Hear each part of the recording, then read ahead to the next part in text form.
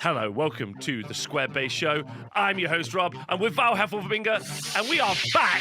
And ladies and gentlemen, today we're going to talk about online tournaments. We're going to be talking about real-life tournaments. We're going to talk about dwarfs. We are going to be talking about everything that you can know about the old world, and we're going to be bringing it to you in this video. Welcome to the show. Oh, wait, it's got down. Wait, what's happening? I pressed the button a little early. How you doing? Wait, I was really robbed of the. Yeah, I'm good. Thank you very much. Really excited to be back talking Square Bases. I meant to bring my models with me that I have made for myself for my new army. But yeah, sacre bleu. But yeah, I am very Sacred excited. blood. Yeah, I'm very happy to be back. Mr. Val Heffelfinger, leader of the SBOT, powerhouse of the online old world community, easily the biggest old world online community organizer in the world. I mean, I am 275 pounds. It's that's not what I meant. Thank you, Nurgle Matthew, for donating 5 gift subscriptions. What? Very kind of you. Nurgle Matt. Nurgle Matt. Wow. We're doing this live. How are you? How am I? I'm doing good, man. Doing good. It's been a hectic day in the a hectic week plus in the private world of Val Heffelfinger. But the SBOT continues to beat on, drum on, roll on. I am a little out of touch with it right this second, and I was bailed out massively this week by beloved friend of the show's dreamy-eyed, basketball-sized man, Hugo. My friend Swayco on Discord, who helped do the pairings this week and kept the SBOT rolling on, paired me into a mirror match, literally, of Empire, including 3 level 4 wizards. It is messed up what I have to deal with this week. Okay, so because you're running an Empire gunline as well. Just to be clear, for people who don't know, Val is currently the SBOT is an online Square-based tournament, so an old world tournament, which Val is running on Warhol, which you can go and check out. Many of us, so all the people on our Patreon are battling it out to be in this. This is SBOT 1. There's already plans for SBOT 2, which is going to lead in really nicely to a bunch of other event stuff I'd like to talk about as we get forward, into this video.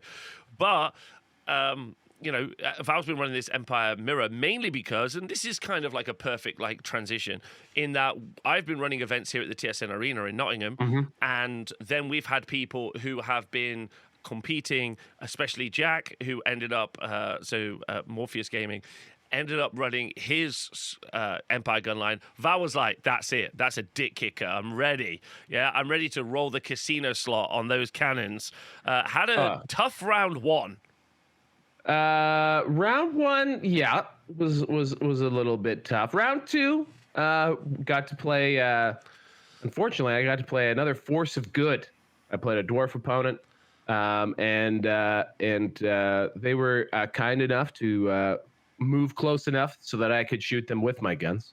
And so that game went a little bit better in my favor. Also, you know, they were still getting their legs under them, little tiny legs. With Old World was really fun time, and now though I am matched up against John D and Dr. Oppenheimer, I believe, in Discord. And his name's Dr. Oppenheimer. I'm pretty sure it's maybe, unless my dyslexia is taking over, which I don't think I have. But let's have a quick peek here. Pretty sure that's what it is. Anyway, doesn't matter. What does matter is it's basically a mirror match. Down because right before the event, I sort of snowflaked out of what I was running, which was much closer to what Morpheus was running originally, which was just all the guns, as many guns as humanly possible. I compromised on some of the guns and added 3 level 4 battle magic wizards, and I was like, haha! And someone else also had this idea. And their list looks like it has more tools and is a little bit more advanced than what I was doing. They have elementalism, for example. They have some demigryphs. They have some extra stuff in there. So it'll be interesting to see how this goes, I must say. I'm excited to see who wins the first turn to obviously roll and how the map looks. Do you know what mission you're playing? The third one, Rob. Ah, perfect. The third one. Yeah, I can find out because we're using the capital city bloodbath missions. Known to many people as flank attack. Aha! Is that flank attack? I think flank attack was around. That was what we just did. I thought. Man, I'll tell you. I got the pack right here. Thank you very much to Hermanista for resubscribing in the chat. Okay, well. Mountain Pass. Interesting. This is actually super fun. Okay, wow. I love okay, Mountain cool. Pass. That's fun. So the reason why, folks, that's really cool is it's played on the short. So the deployment zones are on the short edges, basically. So you're playing the length of the table. And so if both of us have a lot of, like, that means that a ranged army can back way the F up and have like 48 inches between you and your opponent. But it's a little more narrow. So anyway, that's a really, this is actually super interesting for the purposes of our match. Yeah, that's gonna be a really fun one. So you're on one loss, and we're going into big win territory. That's what we're doing, right? Yeah, I'm 1-1, and looks like we're gonna have to scrape this one back. You know, we're gonna have to pull this one back. Yeah, that makes sense. You got this. I believe you. Submarine. Okay. It's so again, if people don't know, it's an online event, and there's five rounds. I'd like to jump us off, by the way. I'd like to start with some little bit of experience that I've just had recently, and then move into talking about dwarfs, if that's okay. So, if anyone doesn't know, the reason we missed a show was because I was at the Age of Sigmar World Team Championships, where I was live streaming for the entire week, which was, let me tell you. And I'm really excited to start streaming some Old World events, which we're going to do soon. Probably the ones we have in August here at the arena. So check out for that. Is it August now? No. Nope, still July. July. Next Just week. happened. Yeah. Canada Day was Monday. Oh, lovely. Okay. All right. July the 4th tomorrow. Yeah. English Freedom Day. But I will talk about that. I've obviously talked about that already on the round base show. But here on the square base show, one of the things that is really important for everyone to know is that two of the teams, specifically Australia and Poland, had incredible performances at the event. Insane. Massive, like huge improvements versus last year. And they put all of their results down. So because Australia came 4th out of 26 teams, which is an incredible achievement. They only lost one round. And the reason this is a big deal is because the Australian team, more than the Polish team, but still quite a bit, is really diversely spread out. So the captain is Australian but lives in Japan. One of the lads lives in Perth, which might as well be in another country if you're in Australia. Essentially, yeah. Essentially. A bunch of the guys are on the East Coast, and then one of the players was located in Hungary because he was one of their mercenaries, Orkman. And then the coach, there's two coaches, one was Australian but traveling through Europe, and one was in England. So you're asking yourself, okay, cool, how were they able to do so well? And the answer is they, after last year doing really badly, the new captaincy was Stuart, and Stuart took over and he said, I want us all to play on TTS all week, every week. Don't bother going to events. So the event attendance of these players went drastically down, and they just played online. And then, now this is what's quite surprising to me, they were able to take those online experiences and turn them into an incredible on-table, in-life, actionable result. And I think that's quite interesting for Warhol, and that's quite interesting for the S-Bot, is that people are getting these these reps in online, and they're going to be able to translate them. And I wonder if these online people are, especially if you're playing lots of it, eventually when they get to an event, they're really going to bring their skill sets to the table. I think that's quite interesting. But I thought people, and the same is also true, by the way, for Poland, but I think Australia was a more interesting story because they were slightly more diverse. But, you know, you had the Polish players saying that they had something like 15 to 20 games a week online. Wow. Yeah, which is crazy, obviously. So, yeah, are you pathological? Yeah, pathological. Clinical. Yeah. So, how do you feel about that? Do you think that that's going to be something that we see, especially as we maybe towards next year start moving into like international tournaments and stuff like that? Do you think that that online rep, especially via S-Bot, is going to be more impactful? I think absolutely it matters. I think and absolutely it counts. I think and I don't know if this is true or not, but my gut would say that it's even more transferable in something like Old World because you're not managing the precise movement of individual models as much. You're moving ranked up units. So like because for me, I think especially with, like looking at like TTS 40K, which is something I have some experience in, versus on the tabletop, actually moving around all those models and getting them into the right spots and being conscious of all of those things. That's a skill gap that would exist even if you are able to execute at a really high level in TTS. You may have a drop off in performance when you put that on the table, and I think that's probably going to be true to an extent in Old World and Fantasy.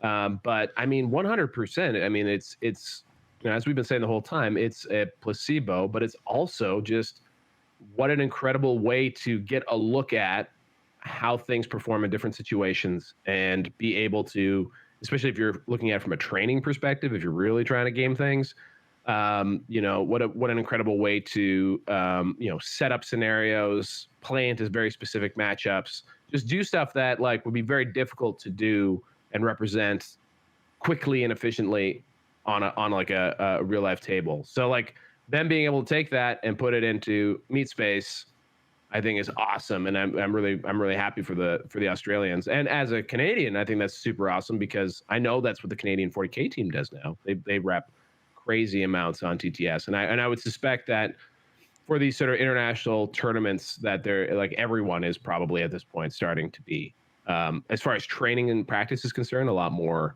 digitally based than tabletop based, I would guess. Also, but if you're one of those people online who's listening, is like, hey Rob, I want to paint my metal minis from 20 years ago, and I want to play I've started to call them collaborative games versus competitive games. I think that's the best way to play it. Like you and me play. I'm like, oh, by the way, you forgot to move that thing. Oh, watch out! If you don't put that unit there, I'm going to shoot it.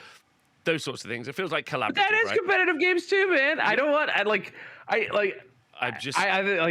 Tabletop games are collaborative. Period. They have to be, right? I'm sorry. That's why I bristle. I like where you're going with it. I understand. I see you. I recognize it. I just don't want to lose the term collaborative because I honestly think competitive is the wrong term for event competitive Warhammer as well. Yeah. There you go. Yeah. Okay. Sorry, I didn't mean. Maybe we still haven't. Maybe we still haven't got the perfect terms. What it isn't is all the aggressive stuff. I derailed you there. I apologize. I hope your train can get back on track. I don't know where I was, but the important part is, so it's interesting that the SBOT is going on. So SBOT is a 100-player event, and we're in round 2. The event results are still not in, right? The event results are still not in? What do you mean? Well, for round 2. Oh yeah, round 2. We're well into round 3 at this point. Yes. Oh, we're into round 3. Okay, yes. Fantastic. And is who's pulling ahead right now? Do we know any of that information? Well, let's see. The I guess round 2 points leader could have been Boss Grand. That's potentially possible. Lizardman player. We got some vampire counts at the top of the pops here. But we're starting to get some. I can get an end of round 2. Thank you. There we go. So yeah, rounding out our top 3 right now. We've got vampire counts, Teco Mandor. We got Bertonia, Mick Gel, and we've got Devourers, and I think that's chaos of some kind. Let me just see here. Yeah, okay. It's demons. Whoa, demons! So that's quite a diverse top end so far, right? Actually, continuing to scan down. Well, it's a lot of So of the top 10, we've got 1, 2, 3 vampire counts, and so about half of the top 10 is vampire counts or Tomb Kings, so undead. Okay. And then we've also got Morpheus with Empire in ninth spot, and yeah. So there's. But we got demons. We have Wood Elves, Bretonia, Wood Elves. That feels okay. That feels like diverse. We all recognize the fact that probably a little bit of the undead maybe is a little bit unhinged, but the fact that there are other armies in there, it's not too bad. We'll see how it ends up going further down the line. Yeah, and as you scroll down, you can you'll continue to see lots of different other factions, coming into the top 20, because we are talking about an event with nearly 100 people still going, which is wild. And so yeah, it's pretty cool. I want to see. We're going to start getting into a situation where folks will need to. We're going to start getting inter-time zone play. So the way we've been doing this actually is the way we do our pairings right now is and for the duration of it is the first sort of thing to sort by is wins and losses, obviously. So and then once we have everyone with the same win-loss, then it goes, you're paired against someone in your time zone first. So if there's 2-0 players in the east of North America, they're going to pair up against each other, even if there's someone that they maybe in another tournament would have been paired up against in like Europe, because we want to make it easier for people to play. So as the rounds go on, the likelihood of having to play someone sort of further afield and thus have to coordinate and make a sacrifice to play a game will become more likely. So as the rounds, this is a bit of a social experiment. I wanted to see if we could run an international event a little more smoothly. And the goal here is that as the rounds go later, and I guess stakes are higher in some regards, right? Like people will be more invested and willing to maybe wake up super early or stay up super late to get a game done. That's when those games start to happen towards the end. So it might all just fall apart, Rob. We'll see. But the other thing is too, is like if you're on a loss, odds are you'll wind up being able to keep playing within your time zone. It's really only the people who are going to be in that undefeated bracket that will hopefully be pushed into playing people well outside of their zone. So, and because each time zone, with the exception of like Australia Pacific, is pretty meaty. I think they're all almost like, they're all more than 20 players. So like it's there's lots of each sort of subgroup is a very large event as far as Old World's concerned. So that's pretty cool. That is cool. Okay, that's great.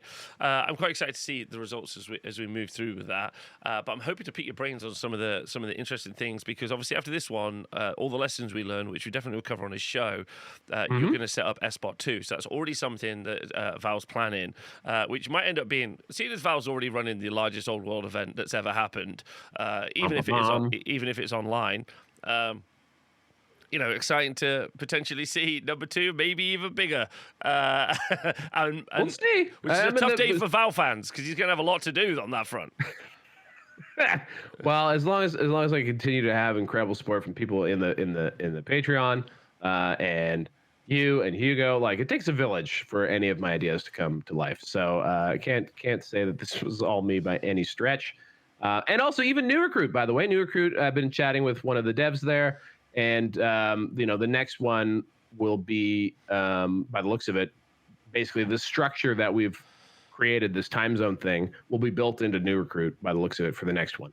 So this won't be nearly as arduous, and also probably wrong, because like the way we're doing the pairings, like for example, we paired people into the same opponents as they had last week, this week, right? Like so there's going to be errors because we're doing it manually. But people are being patient. This is the first rodeo, and we'll have better tools next time, and it will be like downright professional. But I think it's still awesome right now. Yes, good. Well, so yeah, what I was trying to say was, is I'm excited for Squarebase 2, but SBot 2, because I really want to ask you some questions about that, because that's kind of the question I want to bring up today, and the thing I want to talk about as an event organizer, which I think is super exciting. But before we do that, let's just go straight back into the physical world, and let's obviously discuss the fact that where are the dwarfs? Has anyone checked? Have you checked under your desk? They're very small. Where are the dwarfs? That's what I'm asking. Where are the dwarfs? So I think people at this point are getting a little bit frustrated. But also, I think one of the things that's quite exciting, I'm going to say exciting in quotation marks, exciting, is it really feels like the community is coming together, at least the old world community is coming together on this issue. I think everyone's a little bit, they're in Etsy. I think a lot of people are, what I mean is we got the first 2 kind of arcane journals really quick, so we didn't really get to experience because we got them immediately, we didn't really get to experience what it felt like to kind of like be waiting for our next book and then just all get it as a community. And then, you know, Orcs and Goblins, I think, was a resounding success. I think everyone absolutely loved that book. So now with Dwarfs on the horizon, and then, you know, we think it's going to be Warriors after that. I think it's going to be Warriors after that. I think it's going to be Warriors after that. Then we're, you know, it's an exciting time, is what I'm trying to say. Yeah. But yes, they are keeping us on tenterhooks right now with this. I did see someone with a copy of the book and put it up as an eBay listing, but I don't know if that was a deep fake. I saw it. It sure looked real to me. You think it was real? Yeah, that one looked pretty real to me. Wow, that's huge. That's huge.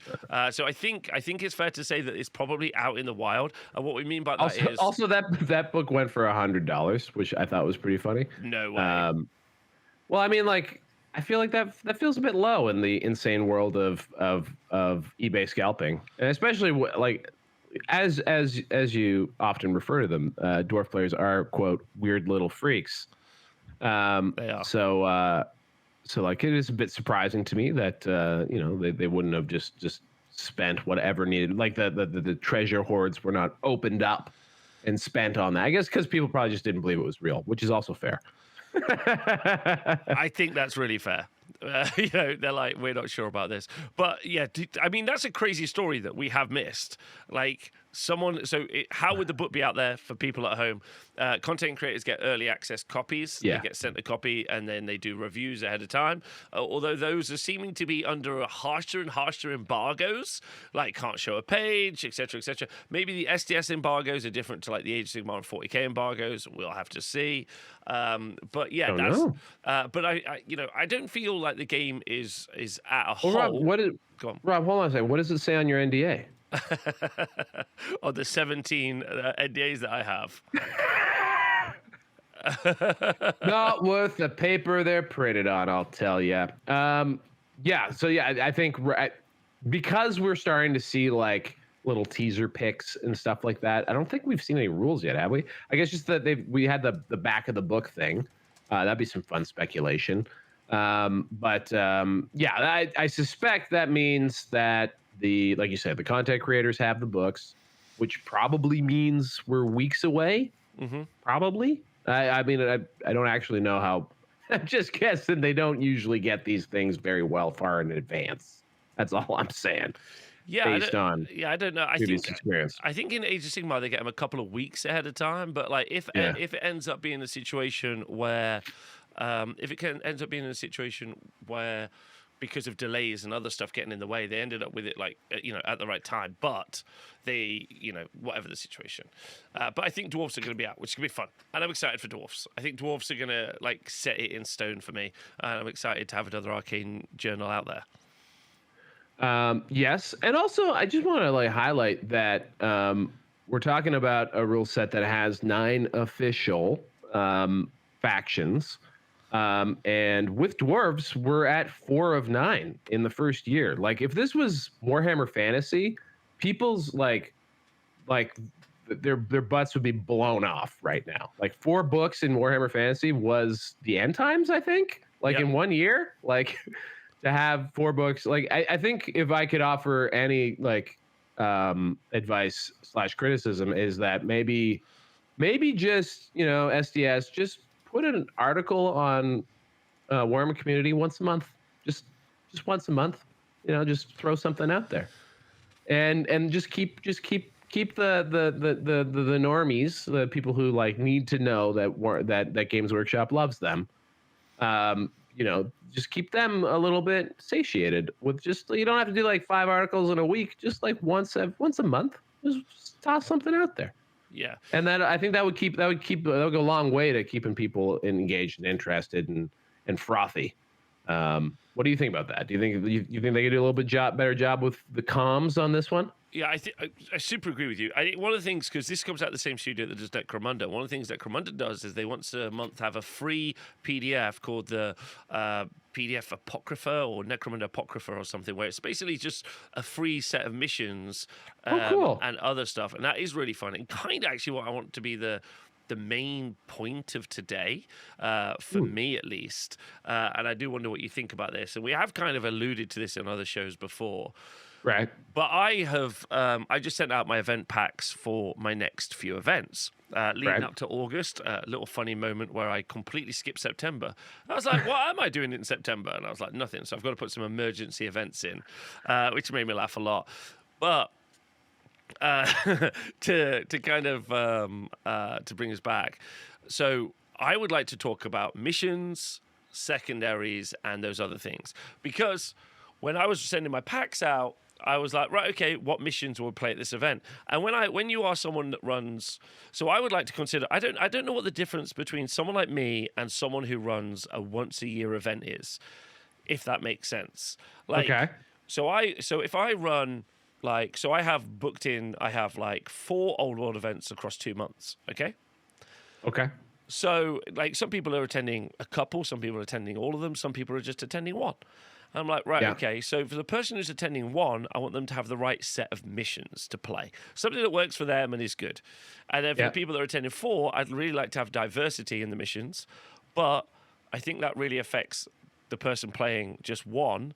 And in addition to that, I think the missions not are stale, but there isn't a lot of... I think there's replayability when you're playing against different armies.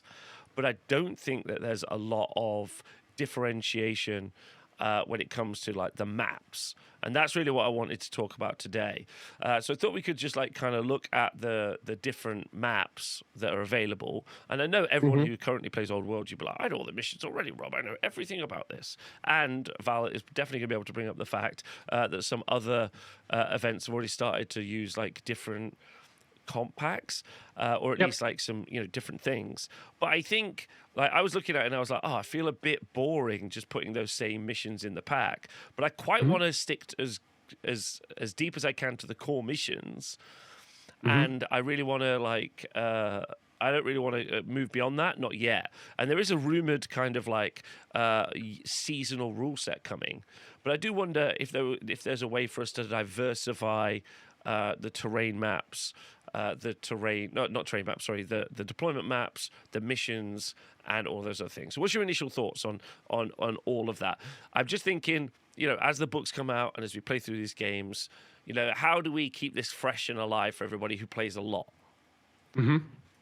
Well, one thing is like only recently, I think if I'm being honest, like the RTT I played at X-Planet Games, I guess a couple weeks ago already. Wow. Was the first time I think I played anything other than open battle, maybe. It's very close, or at least wasn't very far off of that. Something I will say, like just fundamentally, is that like kill points, the fact that the game is about destroying the army in front of you, I still find that very interesting, just as a foundation of the game. And to me makes a lot of ludonarrative sense in the sense that like in a battle game, the objective is to kill your opponent or not get killed. Seems legit, right? Seems right to me. And then outside of that, I think if we were to go look at the core rulebook missions, I think one of the things that makes it feel really constrained is that the ones that aren't just simply open battle often will add just this random element that kind of like screws it up a little bit. It makes it so that you can kind of just like arbitrarily lose. I really enjoyed the way, so in making the FAQ and in designing our SBot and stuff, in general, I enjoy trying to improve or like fix things with the least amount of moves possible so that it does stay, like what your concern is, as close to like the book as you can. And to that effect, the TO for my next big event that I get to go to, which is Capital City Bloodbath in Ottawa, tickets still available, over 30 signed up so far. Gonna be a good time. The TO there went through the missions and basically made a few, I'd say, pretty small tweaks that reduce the randomness of a couple of the missions, and therefore made them, I think, a little bit more appropriate for an event without totally robbing them of their like nuance. And so so to me that allowed us to add things like meeting engagement, flank attack, and actually those two, in addition to mountain pass, open battle, and command and control. That gives 5 solid ones to use. And I'm pretty happy with that for now, in lieu of stuff coming out from the studio. And I also personally, maybe I'm sick in the head, I'm still having a lot of fun with fundamentally a kill points game. So yeah, I think that's the first question I like to ask everyone who's watching this video. Anyone who listens to the podcast, you can really give us a bunch of information if you leave some comments below. How many games are you getting in? How are you feeling about the missions? And, are you happy with that? But I think you're right. I think actually one of the beauties of the old world is that it's a kill points game. So you can really change up how you're trying to generate those kill points. You're going to be more aggressive. You're going to be more defensive. Are you going to change some of the units in your normal roster for something that's a little bit more different and unique? I think that's a really fair point. Even just changing the spell law can massively and dynamically change how your army is. So I do think. Yeah. I do think that there's a good old sort of situation there, in my personal opinion, and I'm with you. I just as a person creating a mission pack felt like I wanted to do something different, and I was like, and I'm not saying I want to do something different because I could do it better. I don't want to redesign the game because I think I'm smarter. I just was like, okay, how can I make this more engaging for the people who regularly attend my events, or which therefore translates to people who regularly play, right? So here's a question. Here's a question. Have you asked them? I have, and they have, and they've said different terrain maps and different mission specs. And then the other thing that they came up with was secondaries. Those are the things that they thought would be interesting.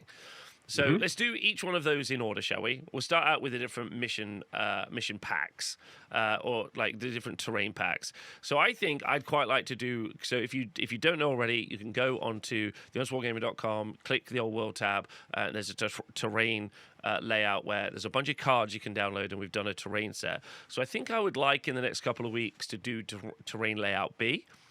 And I think I'd love with Val, maybe we could do this next week, is to go through some of the additional rules because we've been playing with 2 hills, 2 forests, 2 buildings. Simple. Yes. Big inclusion of low linear objects maybe should be in there. There's like some narrative additions as well, where there's these like places of power and these other bits, which would be really fun to engage with. And I don't know how impactful they would be, but I think maybe I'd like to build a second set of terrain maps, and in addition, to do a second set of like maybe even a third set, which includes some of the more, I don't want to say wacky, but some of the more like I'd like to build a story. Basically, I reckon you could maybe build the idea of a battle over 5 games. Like a story that you could write. A little progression based on the mission, and therefore also the way the map terrain. is designed. Yeah, I like that a lot. I like that a lot. Okay, that's fun. I think that's very cool. I think that is very cool. And if I could say also that the terrain map and la mission, while it's okay to talk about them as separate things, there's an opportunity to synergize. Bring them together. So if one isn't, if like, for example, secondaries, or if we were to add some secondary nuances, then there would be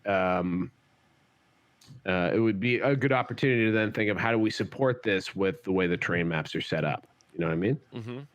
Which I think you did on the first round, which is really cool. Like the like each one is, it's not that there's one terrain map for every different mission set. There's a different version of the terrain map for each style of deployment, which is really cool. So I like thinking about both of them, and there are lots of opportunities, I think, for adding some on that sort of that medium, that middle step. Low linear obstacles, absolutely super cool. I personally am a big fan of rivers, which I was playing as a low linear obstacle and dangerous terrain. Just saying. Rivers are also easy to produce as well, and they make the board look fantastic. Look nice, real sexy. Yeah. So I like rivers. What else have we got? And then yeah, there's those. There are a few rules for controllable things. Also, you know what's a big deal? You can just turn buildings on, and that would change. Like make the basically the impassable terrain currently on the maps, make them occupiable buildings, which was a big deal in like 8th edition, and I loved. Really changed up how things worked. I really loved being able to go into a building. Also, is really dramatic. One of the most dramatic moments of like that I can think of because it was so visceral to me was my last game of 8th edition ever. I played against High Elves, against Strength Hammer. Fucking anyway, and I ran a unit of Empire Halberdiers, 40 of them, into a building, and then he cast something called Fury Convocation on that building, and they burned alive in this building. Like, they all died in a raging inferno, and in my like I still like can't escape that mental image because it was dumb. I sent them in there, and they were just he was immediately like, yeah, I'm just gonna light that on fire, and they all died. And so it was just to me so awesome though. Like just the it was just very like cinematic. Like, I mean, if you're into people burning alive in a building, sorry, trigger warning. But you know, there you go. I like the ability to occupy buildings. Also gives things. It gives, although it's not an actual objective, it does give you something to fight over because they can be impactful. And they have pros and cons as to how vulnerable you like. It feels like you're kind of in good shape there, but you're very vulnerable to certain types of attacks, but like a little more impervious to other kinds of attacks. So anyway, I shout out to like allowing you to occupy buildings. I think it's super fair. I think there's going to be a lot of people shouting out at home. And if there's anyone who is watching this and is playing with different varieties of terrain, like rivers or swamps, shout out to the aquatic keyword, or anything like that that's useful, and you found really good or engaging, I think that would be like the next thing I'd like to think about. I think adding a bunch of like swamp features even to the boards, or even just replacing forests with swamps. Or replacing hills with swamps, so you end up in a situation where you've got no hills. No hills is interesting. I would love a non-binding plebiscite on whether or not you want to keep forests as dangerous terrain. Yes. Non-binding plebiscite. I know you do. Everyone in my community does as well. What does everyone online think? What do you think? I personally like the snowflake solution to this, which is to make it like it used to be, which is it's dangerous to some things and not others. That's what I like. Who's complaining? Who's complaining about what? The terrain. Who's complaining about forests being dangerous? I think it's a bit dumb if some fucking like goblins are going through the forest and they all break their ankles and die. Like it's but if like a horse is galloping through a forest, that seems to make a little bit more sounds. I mean, I've seen Return of the Jedi. I know what happens if you try and go too fast through a forest. You're gonna hit some fucking trees unless you're using the Force, right? I mean, come on. Yeah. So, maybe not all things, but some things. But that, I guess, wrinkled some feathers because that's actually changing rules. Yeah. Okay. I'm just. What do you think? What do you think about that, Rob? This is an interesting like taboo point in the community because when you were talking about like adding secondaries, which I'd love to hear more about. I don't want to be this person, but I've just looked it up. Yeah. Worldwide. Yeah, with the technological advancements that we have with GPS, Google Maps, everything else. Yeah.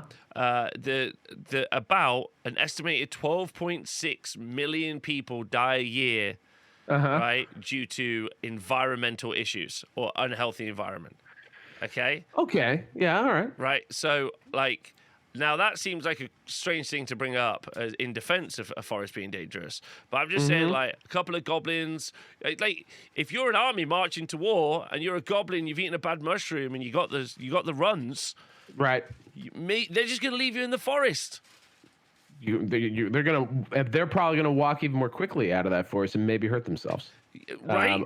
I get what you're saying there. Do you see what I'm trying to say? Like, imagine like you're a chaos guy, you've committed yourself to the chaos gods, and then you get hit by a spider.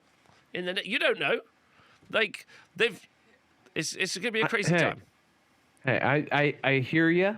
I hear you. And honestly, if it's a choice between everything dangerous or everything difficult, I think I prefer dangerous. It's more interesting, right? Yeah, I agree. Okay, but I would just say that my ludonarrative dissonance is flaring up.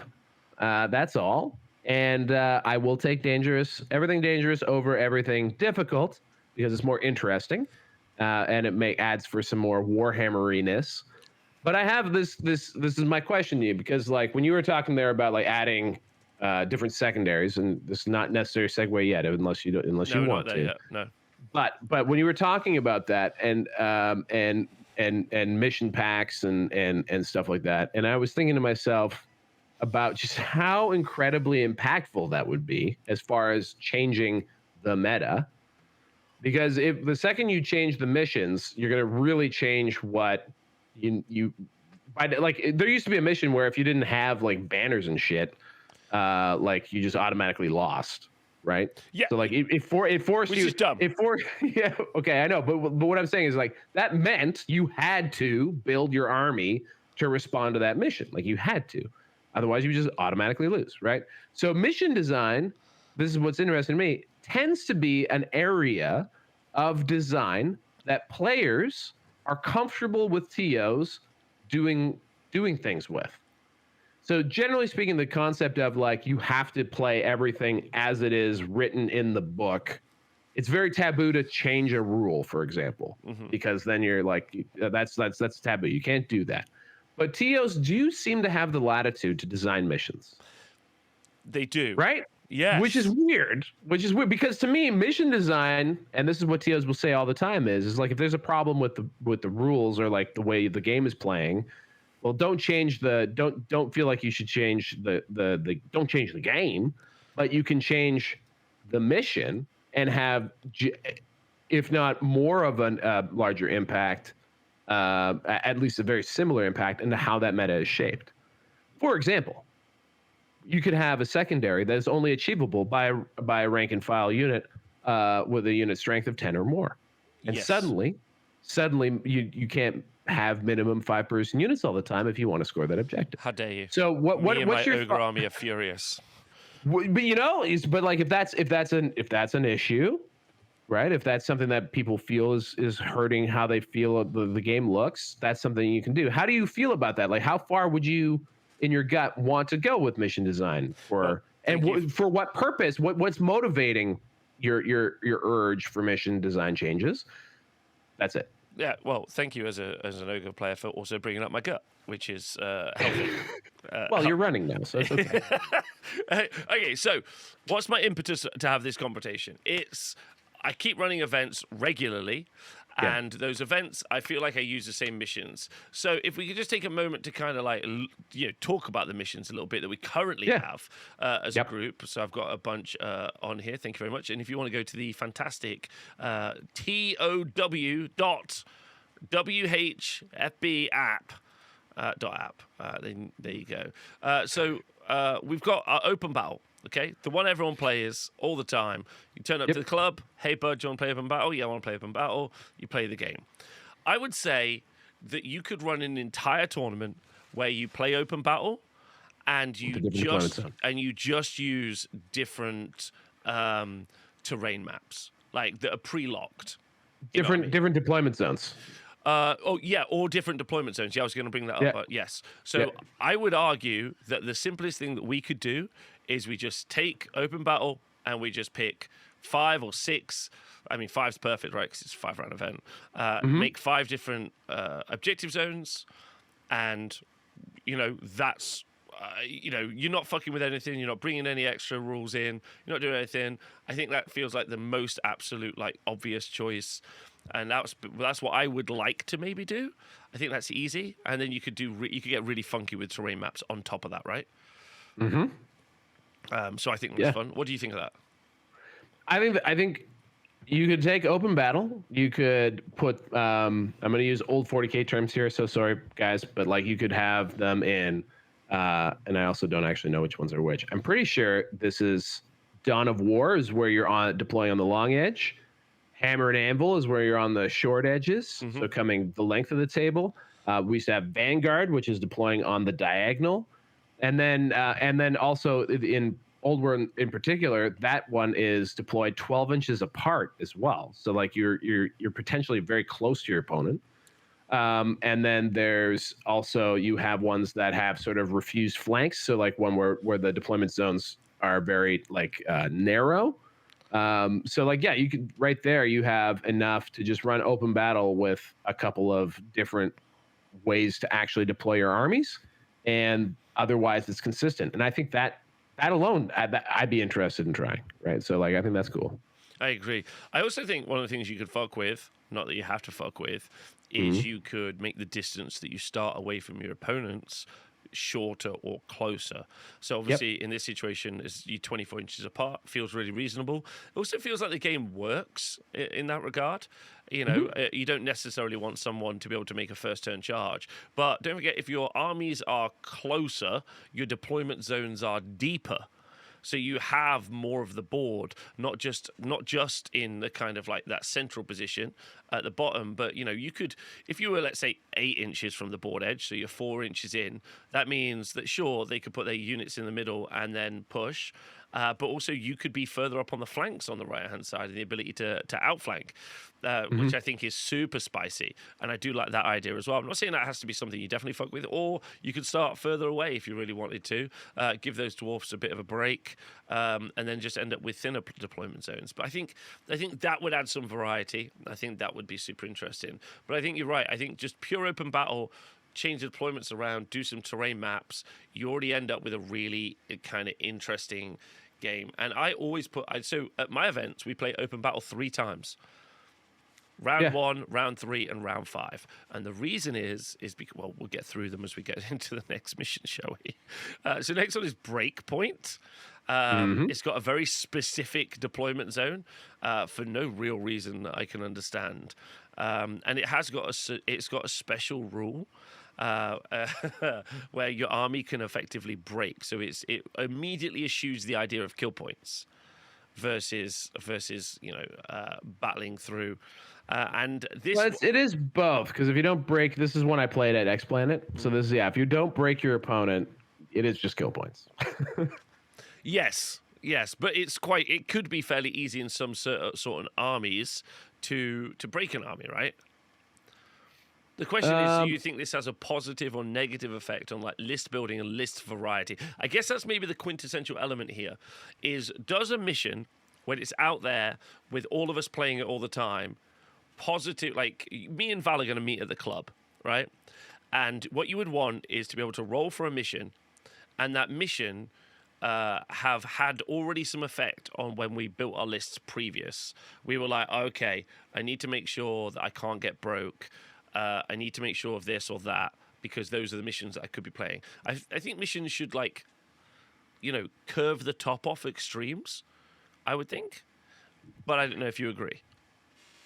So I guess that's what I was saying. Is like, what would one be looking to achieve with different missions? Was like a number one question. Same when we approached the FAQ. We could have approached the FAQ with like, we're gonna fix Old World, but I don't think that's what we set out to. What we actually did. What we did was we tried answer questions. Very honestly, was to answer the questions, keep it as close to neutral as possible. So.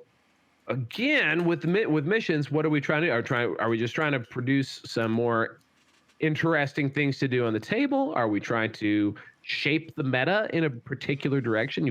I've seen that with various mission packs that are out there already. Is like they're trying to force you to create an army list that can answer the missions, right? And that answer will hopefully drive you towards needing certain things in that list, right? So like, that's, or are we just looking to add some more fun, some more wrinkles, right? Like that's because if it's just adding some more fun and more wrinkles, I think there's lots that we can do just with like what we were talking about with terrain pieces. Oh yeah, terrain pieces. Before even adding a secondary, right? Yeah, like just with you can add more variety and interest just by having low linear obstacles occupying buildings, or like a fucking arcane monument or whatever it's called. You know, like you can do interesting things just with that. So Yeah, I want that's more where fun that's wrinkles because I've only got brain wrinkles and they hurt. So that's why I got the smoothest brain on the scene, buddy. Smooth as. Real aerodynamic brain. Although a dimpled brain would be more aerodynamic if it's like a golf ball. Yeah, that would be good. That would be good. Right? Yeah. So next one is flank attack, where. Oh well, hold on a second. We didn't even really talk about breakpoint. So Sorry. breakpoint, because I did play it, and what breakpoint is all armies have a breaking point. This is equal to a quarter of the total unit strength of the army at the start of the game. To calculate the breakpoint of your army, simply add together the unit strength of every unit in your muster list and divide that total by 4, rounding factions down.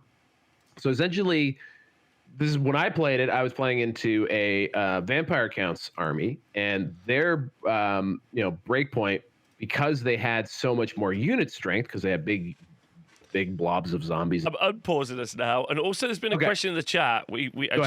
Just for a moment. Any idea when Eric's hobby bat rep is going to be up? Eric's hobby workshop. He's an auteur. He's obviously a creator with very strong convictions about his style and approach, and it will be ready when it's ready, and not 1 minute sooner. And the answer is I don't know. I don't nag him about it. I've already tried to set up a second filming, so hopefully before we film the second one, the first one comes out. He might also be upset about the audio quality because there was literally his road was being replaced that day. So he may have been editing it and been like in the background the whole time. That sucks. So I might just have to hang out with Eric again and shoot another one. Who knows? I mean, it's not bad hanging out with a tall drink of water, right? It's just cool. We hang out with some pretty cool Warhammer peeps at our events and functions and all. Life is cool. Anyway, look. Cool. I agree. All I was trying to say about breakpoint is it rewards you for having more unit strength. So yeah, like that small ogre army with everything MSU might want to have, would be kind of forced to think about, do I need some more bricks of infantry and stuff to like level out my unit strength a bit, so that way if I lose 2 min units of ogres, I don't automatically lose. That's fair. And also like that, it also would counterbalance a little bit things that take 1,000 points of characters, because in 1,000 points of your unit strength is going to be way lower overall, and so your breakpoint will be much more easily achieved by killing the other half of your army, for example. So that's sort of the factor of breakpoint. Doesn't upset me as much as this is. By the way, this is the replacement mission for the one I was referring to. This used to be based on banners. So this, instead of unit strength in 8th edition, it was like depending on how many literal standard bearers you had, if you lost more than 25%, sorry, 75% of them, you just lost. Which like I'm super involved with as well. Like I think one of the things that I don't like about Breakpoint, and I don't really like about some of the other missions, is that they've. I don't think you want to fuck with the core concept of what Old World is, which is 2 armies doing battle. Right, and whoever kills the most units from the other army, as well as steal some flags and kill a general, is the winner. And it's such a fundamentally understandable win condition that's so rooted in reality versus any of the other major games that are currently out. Versus Old World, versus 40K or Age of Sigmar, that you don't want to move around from that, in my opinion. Tell the producer to write that down. Can someone clip this? 'Cause there you go. You just got your thesis statement, right? You got your thesis statement. And if I can just riff for 1 second, the only thing that's missing, and I think you probably agree, is some element of like control on the table. Because like in a battle, unless we consider the battlefield the objective, which is maybe that makes sense to the point. I think that's what it is. Like everyone's occupying the objective and you're fighting for control of that battlefield. That's kind of one way to think of it. Another way to think of it in secondary terms, something that where like you're rewarded for actually controlling pieces of the table, that is to me the only missing element that I would think about.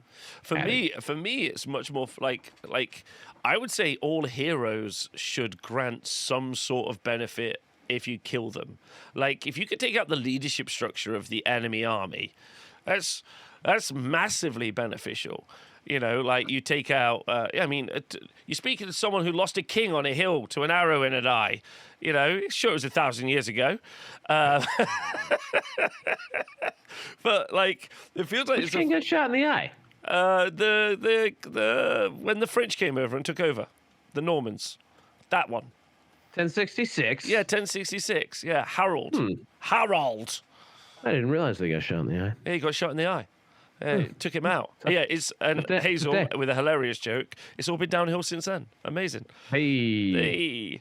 But effectively, my point is that like that's the only other conclusion, because I think that's what it proposes, right? It proposes that two armies meet on the tabletop narratively.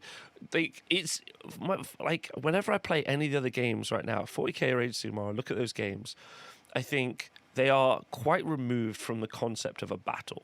Like quite removed from the narrative that we once would we would read, you know, your Black Library books or any other works of fiction or even the works of art.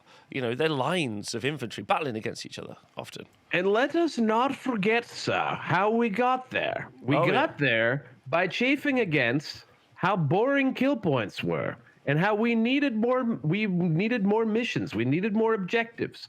And then it was, and then once we started adding those objectives, it became about the fact that some armies played those objectives better than other armies.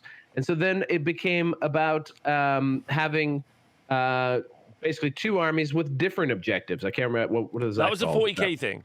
That was a 40k thing. But that's where so in 40k that's where it did get to, and I think you have that now. You have what's your side hustle Battle in tactics AoS? in Age of Sigmar. Battle tactics, right? Like so it became asymmetrical mission design is what that became. And that I think that's where it seemed so good. And I was there. I was there, man. I was there when it was happening. It seemed so good, but what wound up happening is you have two players playing their own game now.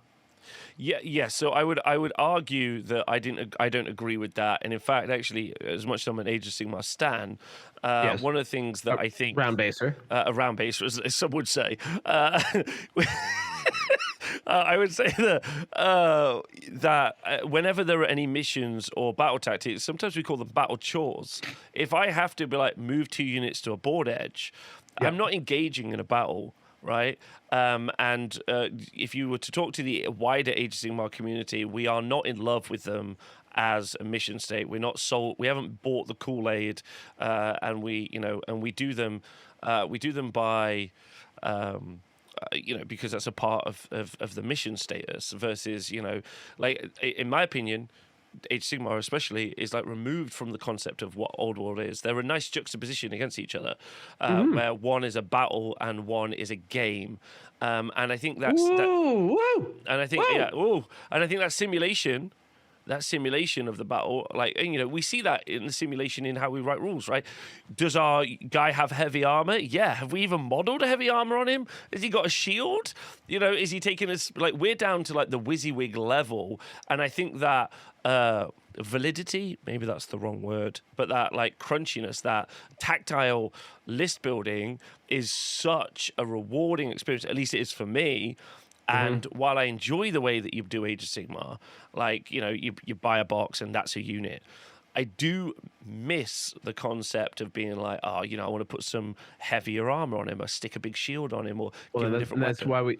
That's why we have Old World. But I think we're just really, I think you really helped distill us down to the crux of what the issue is, and also is making me question.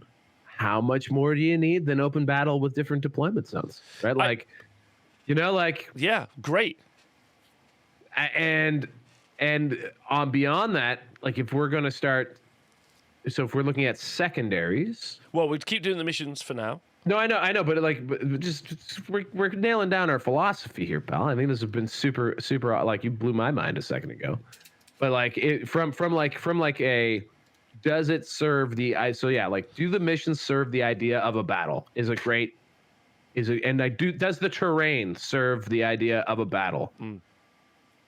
as opposed to playing a game. And by the way, this is not to shit on 40K or AOS and objective, like really strong objective. And objective-based play can be like doing actions, and there's all these other elements and styles in those games. But that's what makes them special for people who really enjoy that style of play. Can I also talk on this for a moment? Because I think this, especially with the New Age of Sigmar, which I'm very involved in at the moment, one of the things that's really interesting is what they're bringing in is they're bringing in loads of abilities to do stuff in your opponent's turn. Specifically, I think one of those things that's really exciting is the ability to like do stuff that you could exclusively pretty much only do in your turn.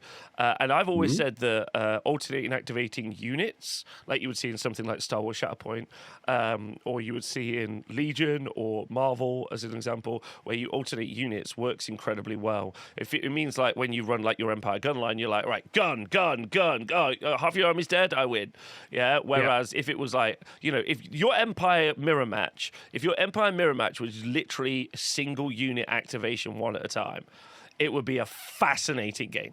In my opinion, right? You would have a blinder, like with each dice roll being like, if you misfire with one, but then he misses and you shoot and you can, it's just really spicy. Anyway, so they're moving towards this multiple layer of activation, which I think is actually really good and makes a more dynamic game state. Now, what's interesting for Old World is, and then it also trains you to be dynamic. It says, move to the objective, move your units so you can achieve a battle tactic or do a secondary 40K. But with Old World, you are still doing, like, if you're playing well, you are still doing the same thing. The game just doesn't provide any like the bowling alley barriers on how to get there. You're still trying to knock all the pins down. You're still trying to take all the units out. But these are all things that you have to learn. You have to learn what a screen is, chaff, move blocker, flanker. You're really learning those things. And you gotta know when to hold them, know when to fold them too. Like you gotta know when to just chill back, like make them come to you, or like not engage. Like it's not all about like just charging dick first into the battle, right? So it's much more like, I mean, chess is even more structured obviously than Old World, because you don't have to move, they have to move. So I think that like Old World has got more is more dynamic, even though it's a you go I go system, because it's dynamic in your ability to be free. Versus Age of Sigmar and 40K is like structured, you must do X or you'll lose points. Age of Sigmar and 40K are not about gaining points. They're effectively like, don't lose points. Does that make sense? Yeah, and keep pace. You also have to keep pace. Yeah, keep pace. Whereas Old World is set pace. Like yourself, and they set pace, and then it becomes really fascinating. Very tempo related, incredibly tempo related. And let's not confuse ourselves as well. If there's anything that humans have been very creative at, it's over in our entire history. It's finding interesting ways to kill each other. So why do you need more than kill points? It's literally what we're wired to do. So I think I don't know. Maybe I'm standing a little bit hard for kill points. But also the simplicity of that mission, like you just said, opens up tremendous amounts of ways to solve the riddle, rather than having, being asked 100 different smaller questions that you have to solve. The whole game is just one riddle, and how you play each, and then each matchup, each train board informs that. So I like where we're going. We're improvising our way to an interesting way to think about this. Yeah, I agree. Okay, so that's where we're at with. So I personally could avoid breakpoint, and even bringing breakpoint missions into, our kind of like standard. Then flank attack, in my opinion, makes the whole game worse. Right, where you split your army up. A flanking force must contain at least one character unit and be up to 33% of the total points value. A flanking force may include characters but cannot include the general. And then once flanking force has been selected, each player secretly makes a note of which flank left or right. Then starting with the player that won the roll-off, the players deploy their main forces with their general central deployment zone. Now, I'm not against this because I think what it's trying to do, I am against this because I think in a 5-round tournament, this becomes like a bit of an RNG situation, right? Where it becomes like your army could just get torn to pieces. But I'm not against the idea of running an entire tournament where it's flank attack, where you do what we're doing with open battle, where you do flank attack 5 times, and then you rotate the board. You do some different kind of like sections on where the flank attack is. You make that much more dynamic, and then everyone is like, cool, I'm writing an army list to exclusively play flank attack. I think that's really interesting then. I think with flank attack, you might be projecting onto it some of your 8th edition memories of, again, a shittier version of this, because I want to really point out this, and we played this in SBot, and actually I'm realizing that we're going to have to do an exit poll with SBot. But flank attack, I think, is pretty much as it was in the rule book, and something to really notice with flank attack is a flanking force must contain one non-character unit. That's it. Yeah. And it can be worth up to 33% of the total points value. That's it. You can literally, if you don't want to flank anything, you gotta put one chaff unit on one of the flanks.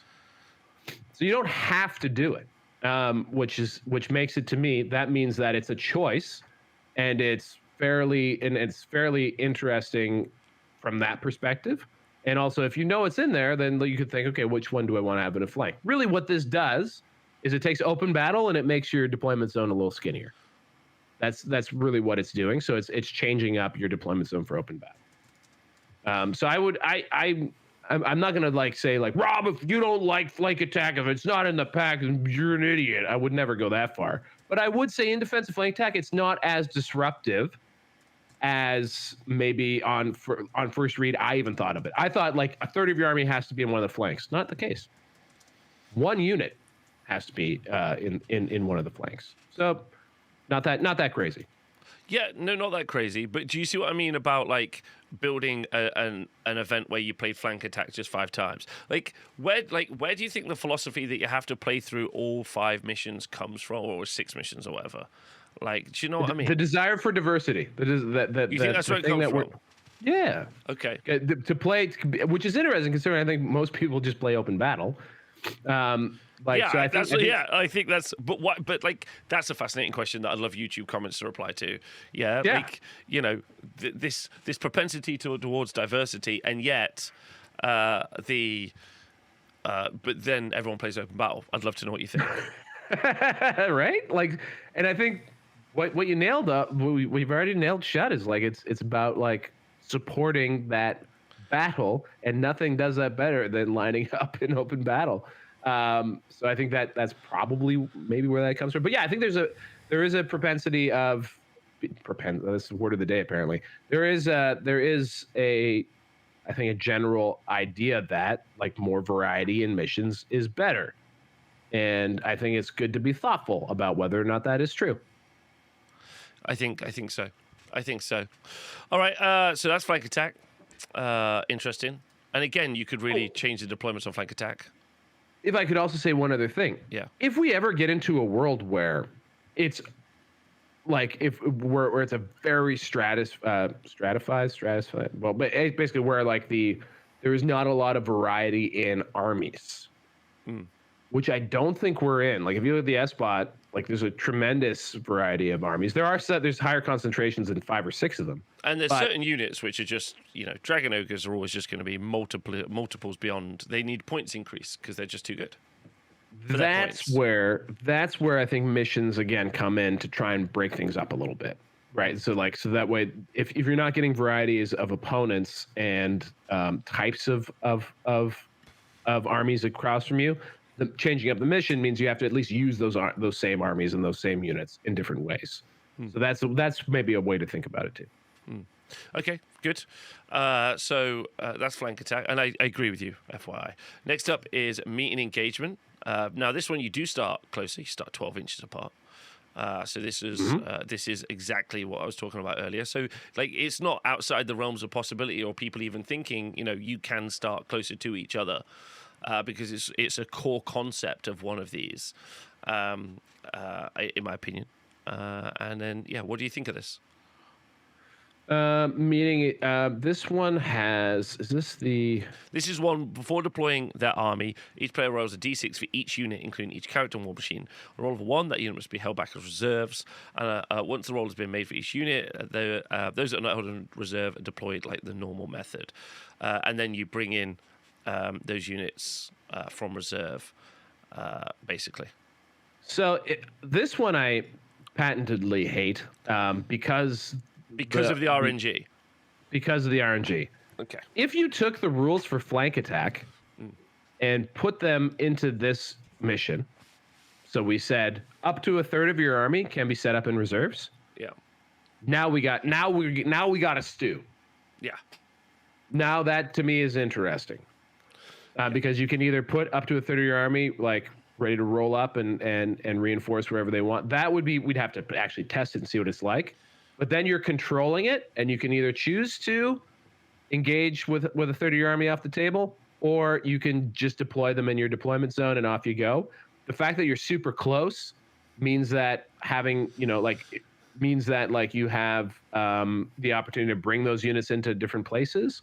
So yeah, I think, but as written, I hate this one because if your key unit rolls a 1, or if you just go on a cold streak and half your army is off the table, well, you can just lose by accident.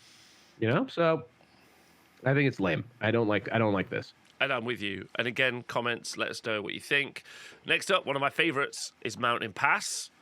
This is effectively just open battle, but units can't go off the sides, which is actually quite interesting, especially if you were to then rotate the map as a concept that you can't go off the sides for whatever reason. You're fighting inside of a castle, you're underground, whatever the situation is where the board edges you can't go off. And maybe even, although it does really fuck with some armies, maybe even units, can't be deployed in reserve as an alternate. But that would be obviously fucking with some armies a bit. But yeah, I like this one a lot because, again, it's just open battle but a different map. Yeah, and I mean it's open battle, different map, and this one too. The reserves can't come in from the long edges because they're impassable. So they can still come in from the far edges, like the short ones, but not from the long edges. I think it's perfectly cool, and again, yeah, like you said, this is the fundamental concept of open battle with a different deployment, and it works super well, and it changes up significantly. Like I said, at first that mirror match I was going to have with my Empire opponent, I was like, nah, damn it. But found out it was on this map, and now I'm like, okay, this is going to be really cool, right? I have a lot of scouts, for example. So I'm going to be able to be really annoying with my archers, or maybe really, speed bump some guys, and I don't know, immediately I'm thinking there's a chance I could get behind him and mess with his war machine. Who knows? It just makes it immediately more interesting to me because we're on this, even though it's a mirror. So I think this one is in your pack. It's in the S-Bot as well. Hands down, I like it. Yeah. Okay. I also am really hot to trot for the mission I just spitballed about meeting engagement, but that's besides the point.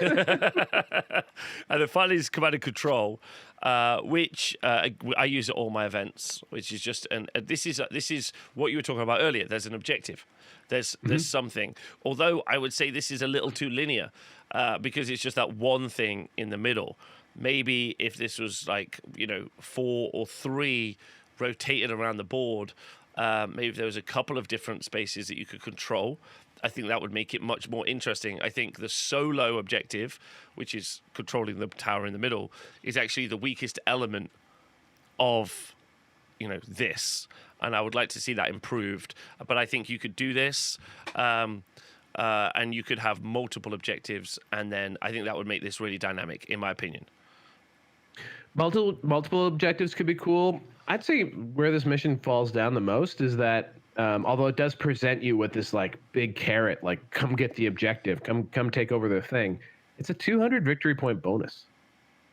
You could just play the mission as if it wasn't there. And also, the way it works is you can literally, if you're going last, you just always hold a fast unit in reserve, as in, not in reserve as in off board, but, kind of in the back of your army. And then at the end, just be like, I'm near it now and I'm contesting it. And then immediately, that means that no one controls it, which is the problem. So, I'd like to see, I personally think it shouldn't be in the middle. I think that there should be a couple in different locations, at least 2. because then that means that you're like, and then I think the reward for them should be bigger. I agree with you. I think this is good, but it needs a redesign. And this would be, if I was going to say anything, I would say this is where you could do open battle, but with objectives, and you just do this. And I think this is very interesting as a concept. You could do 5 missions where you just put different objectives in different places. So this is classic Age of Sigmar on 40k. Don't add any twists. That's always been the weirdest thing about the missions that you've had in 40k and Age of Sigmar, is they're like, right, these are where the objectives are, and these are the deployment zones. You're like, great. And they're like, but in this one, wizards blow up. And you're like, okay. Like, that sucks. Like that sucks. Like, you know what I mean? It's always been a situation where you kind of want the elements to be separate. You want the deployment zone to be separate. You want the way you win to be separate. And then you want any twist or whatever to be separate if there ends up being one. The twist in this one being obviously objectives. And I think I could see that being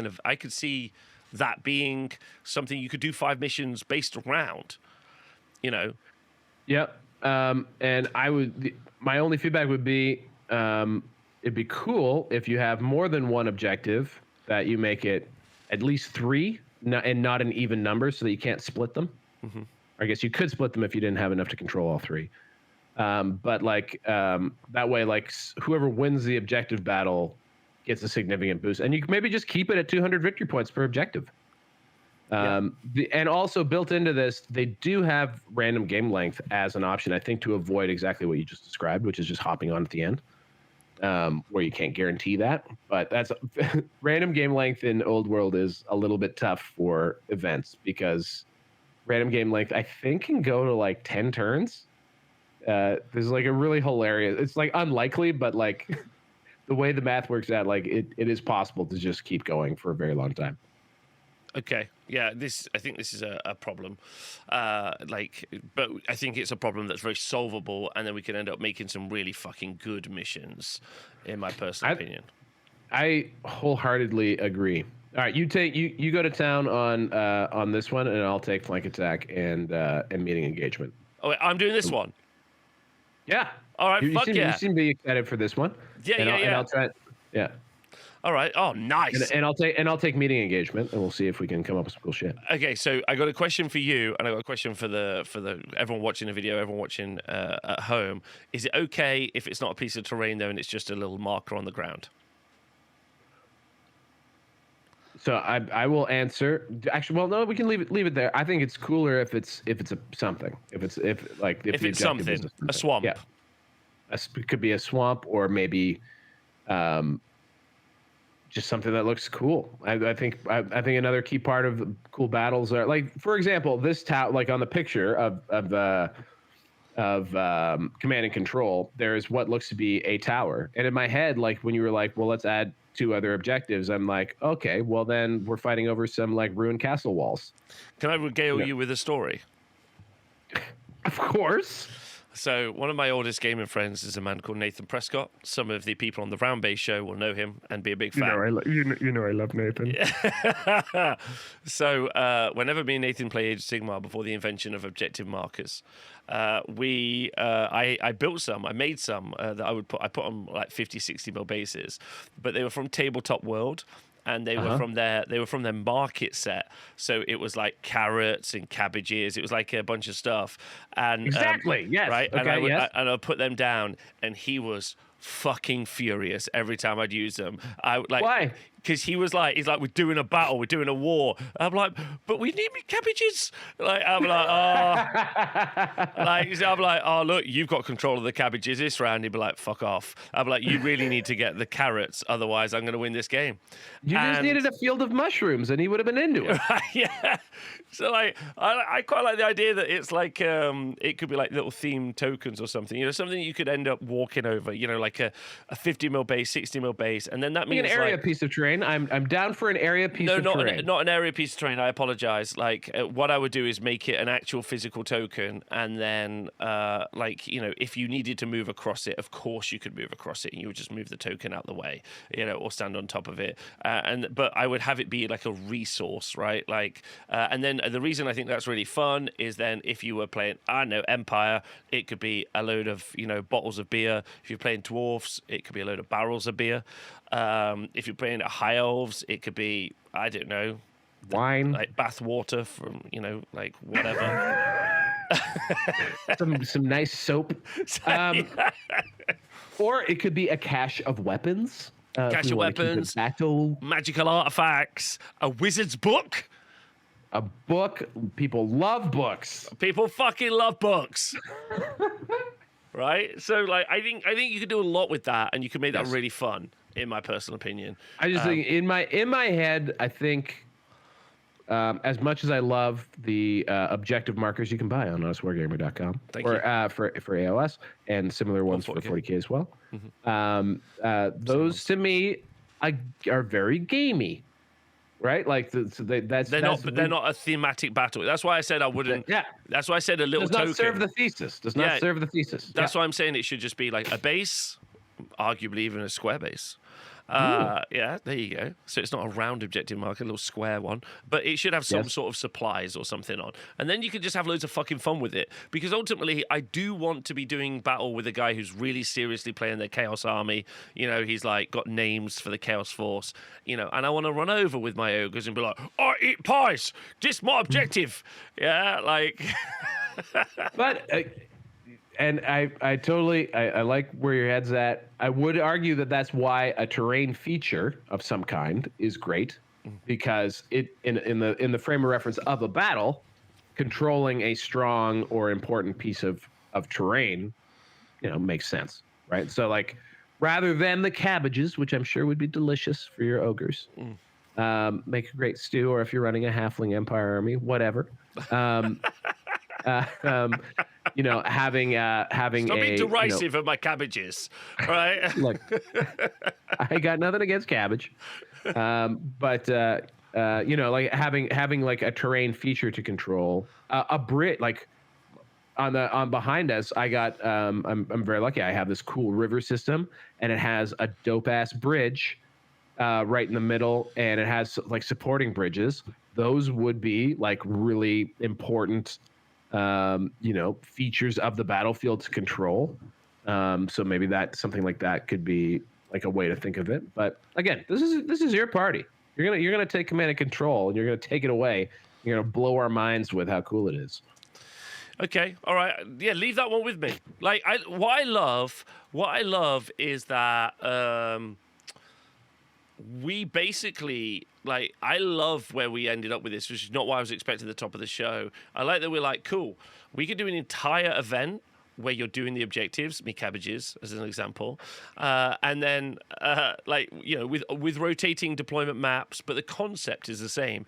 Open battle is another game format, which is just doing open battle with rotating, different terrain, different rotating deployments, I think is really fucking sweet. And then same with the others. That actually is really nice. I like the idea that you like just diversify. The theme of how you win is similar, but like diversification of where you're moving in from and those other elements is actually really beneficial. I think that's wicked. We've basically not just like improved it a little bit. We've been like, cool, let's expand upon. You might shout me down. I'm ready. But what if there is a mechanic that I actually really enjoyed? With how they try, and I know they did it in 9th. I think 10th might even do this in 40K. But essentially, you would have a deck of cards, much like your terrain cards, and you slap down the first one, which is your deployment zones, and you slap down a second one, which is your primary objective. Mm-hmm. That could be maybe the tweak to it. Maybe it's a flank. Maybe it's reserves. Maybe it's nothing. Mm-hmm. And then the third one you slap down is like a secondary or a twist.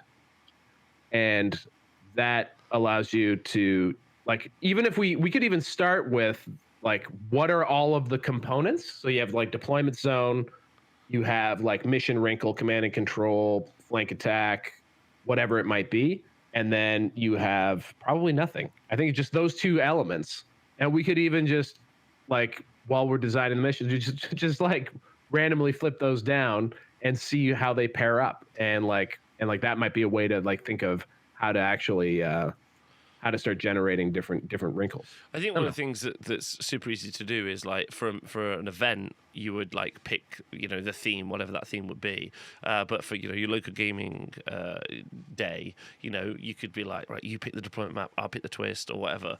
Like you could do some really fun stuff. We could do that. We could do that as a little community in a group. That's fun. We get it all up online, make it free, make people be able to download them and play.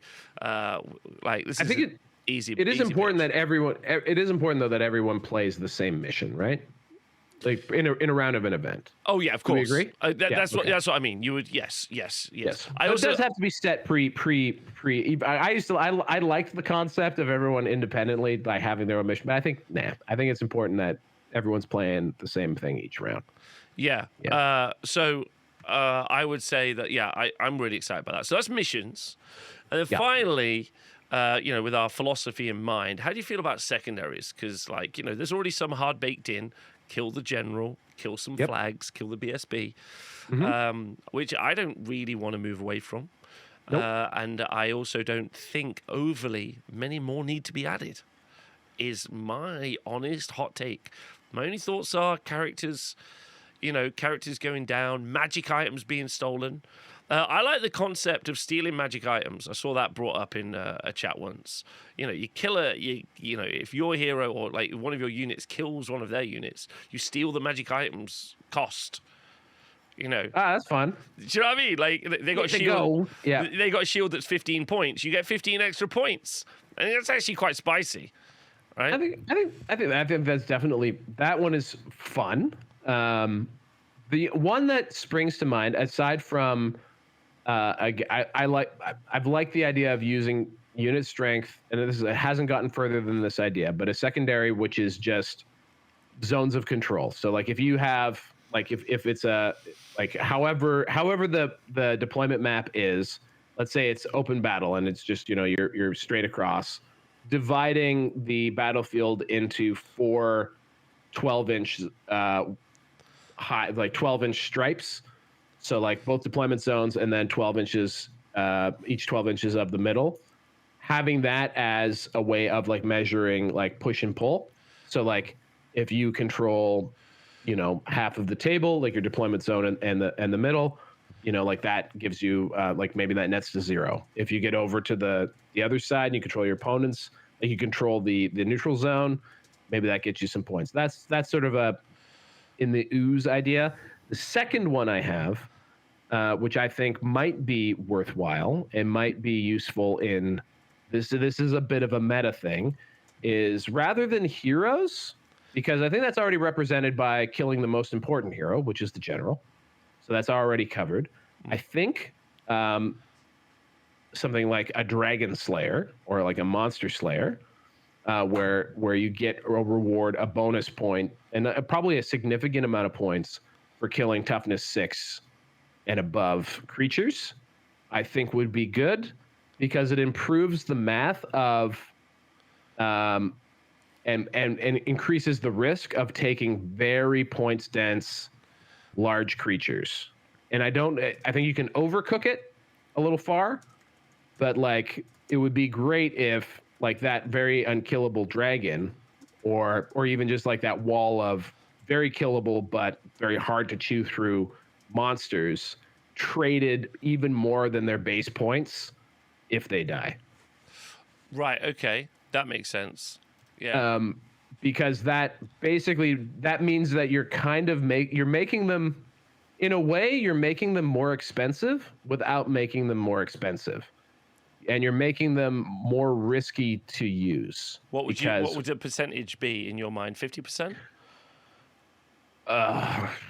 No, I was gonna start with like 100 points or it's just something, but because you have to be careful, because like if it's, but you're right, if it's a percentage basis of the unit itself, then it scales.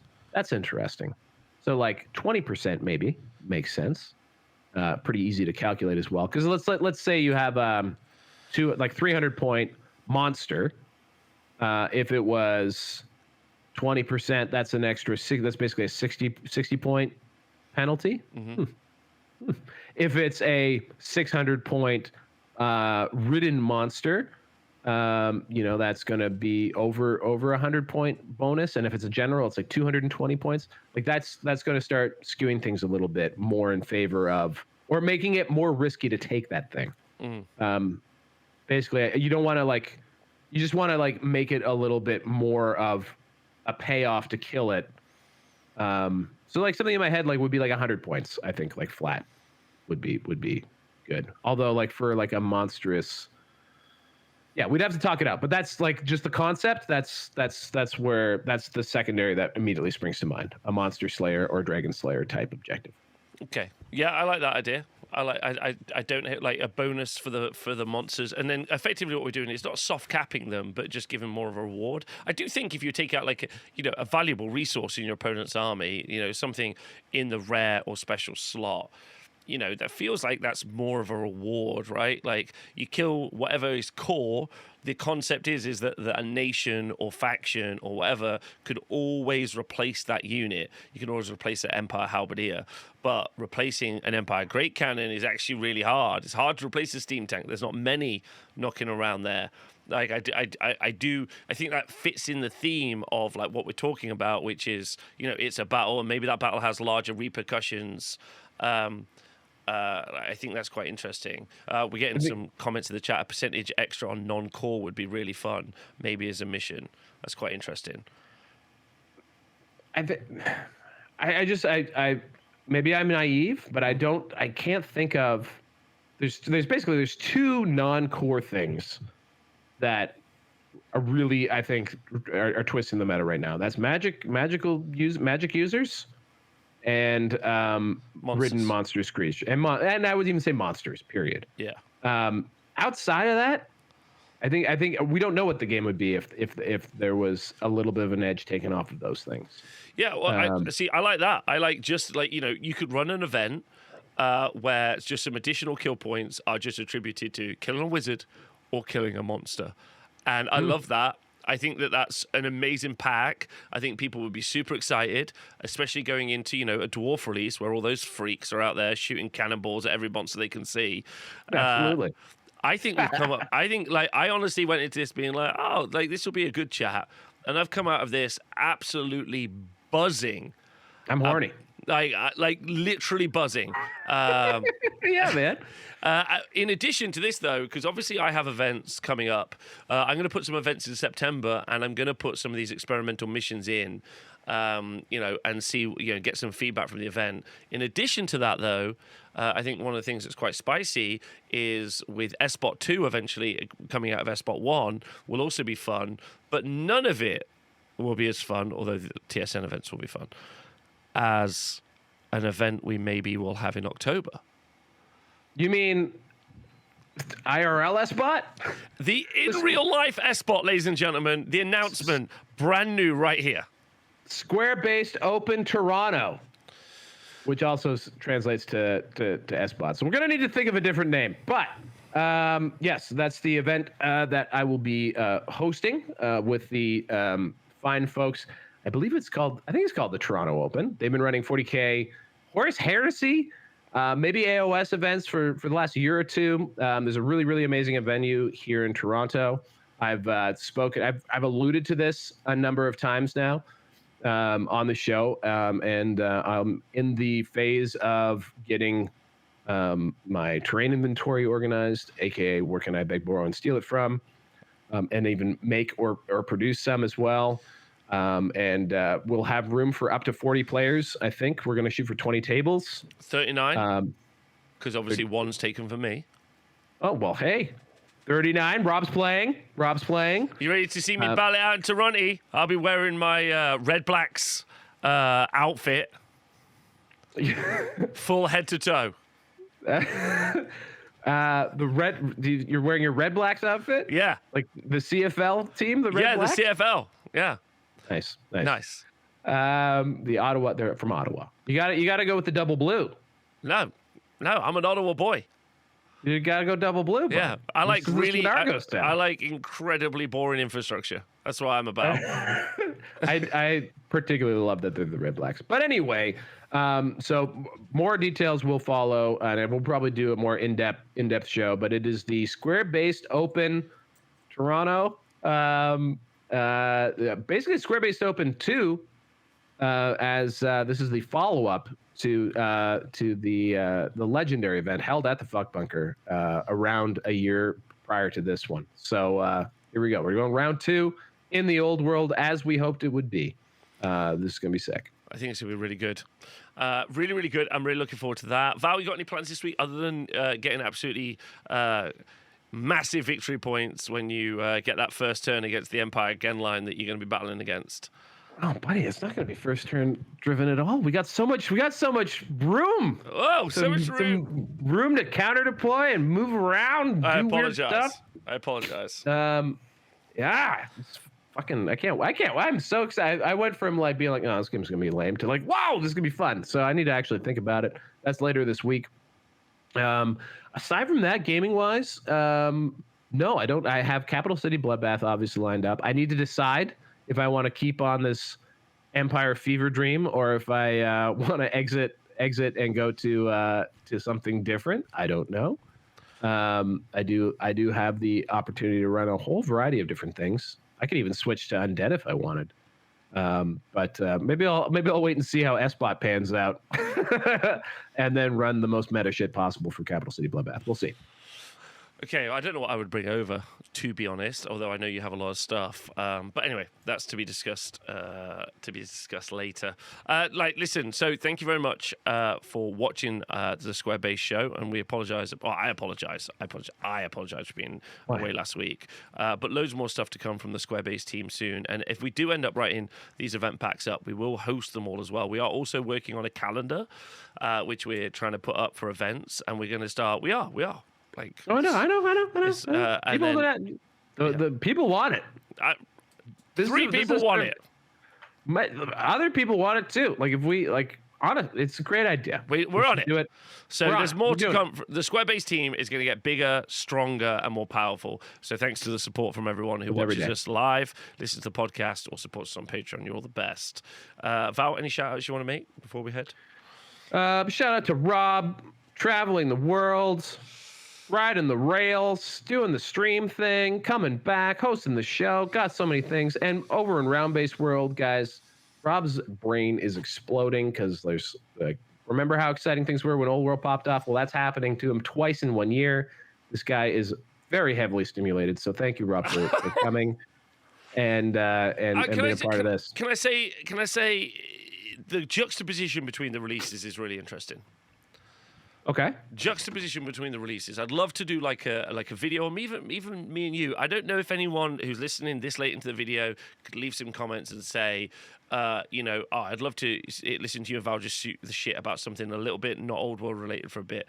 But I'd love to chat with you about like the release and how it differentiates from the Old World and SDS. But so the back of this is, or kind of the TLDR is, if you're an Old World fan, I feel like you should be really fucking square blessed about the release for Old World. Because it was like, okay, the Legends Renegades thing was a piece of shit. That was a shit experience. Like, if we look at that in post, that's crap.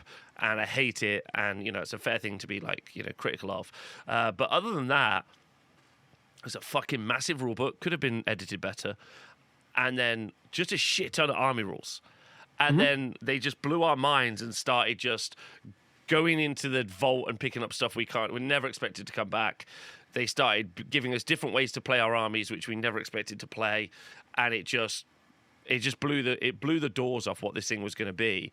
And I think if you're an Old World fan, I think the next next 10, 20 years of playing Old World, if it's a current team, obviously, I think that's so exciting. And an Age of Sigmar release right now is a juxtaposition against that, where you see the main studio falling over itself to try to capitalize on how to make the most money, right? And like Old World released, and they were like, "Oh, here's some rules. You can't even buy the minis." Obviously, that's dumb for them as a business, but for us as like creatives and fans, literally, like, you know, I could talk about it for ages, and I'd love. I believe in, and the creatives might call it negative space. Yes. They left a lot of room to fill in the blanks, and they left a lot of room for your imagination, and that is sometimes a feature, not a bug. And so far, it's been a lot of fun. So, yeah, it'll be cooler too as they fill in their own vision. What I keep coming to with Old World too, speaking of like excitement for the future, is coming into Old World. What were we talking about? We were talking about the Great War Against Chaos, basically the Horus Heresy of fantasy, like this like massive conflagration, and what we've gotten so far is really just like a bunch of podunk like skirmishes in like a corner of this massive world. So like they're just touching what like the very top of the surface of what is actually available to go forward into and explore with cool games, different rules, different armies, all that stuff.